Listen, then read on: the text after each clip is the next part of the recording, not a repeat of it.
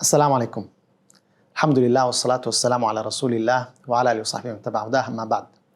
Abu Ayyub al-Ansari radiyallahu anhu narrated that the Prophet sallallahu alayhi wasallam said, whoever fasts the month of Ramadan then follows it with 6 days of shawwal as if he fasted the entire year. And this is because the good deed is multiplied 10 times. And we have 1 month of Ramadan that is equivalent to 10 months. And we have the 6 days of Shawwal multiplied 10 times, that's 60 days, that's 2 months. So 10 months and 2 months, that's 12 months, that's the entire year.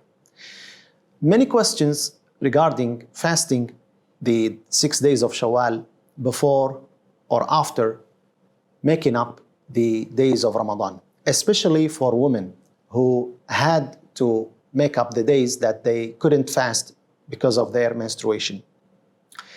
And the answer is that you can start, and you should actually start with the 6 days of Shawwal. Why?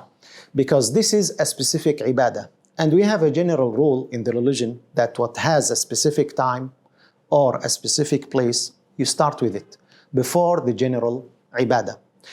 Making up the days of Ramadan, you have the entire year. This is not an invitation to delay the making up, but simply that you have the entire year.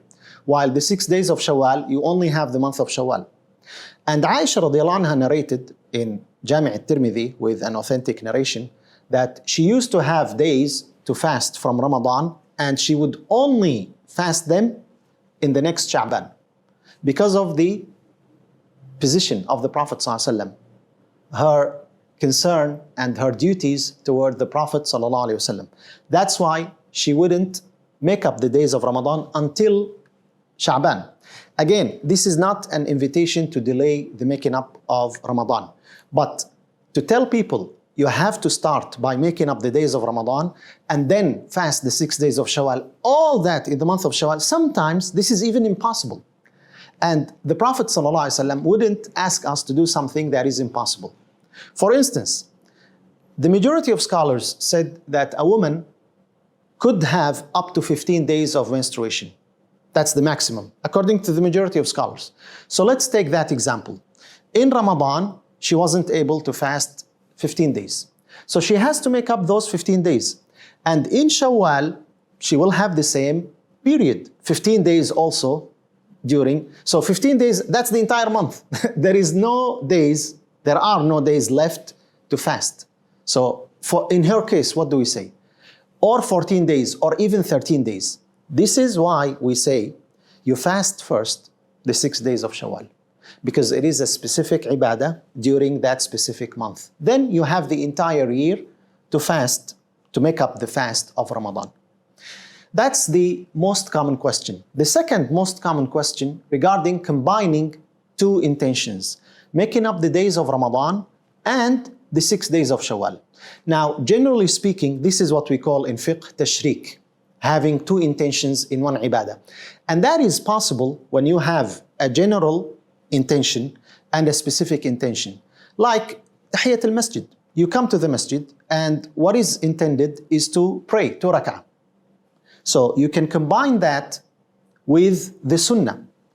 But to come to the masjid and to say, I am going to pray the ratiba, which is before dhuhr, with the dhuhr prayer, you cannot, because the ratiba has a specific intention. Just like the obligatory prayer of dhuhr has a specific intention. You cannot combine both. And that's the case in fasting the 6 days of Shawwal. They are specific days with a specific intention. You cannot combine them with the intention of making up the days of Ramadan. Otherwise, the hadith of the Prophet ﷺ to fast the 6 days of Shawwal would be meaningless. Why would we want to have 6 extra days when we can just make up the days of Ramadan and say this is 6 days of Shawwal? Everyone would do that. So, because of those two clear evidences, we cannot combine the days of Ramadan with the days of Shawwal.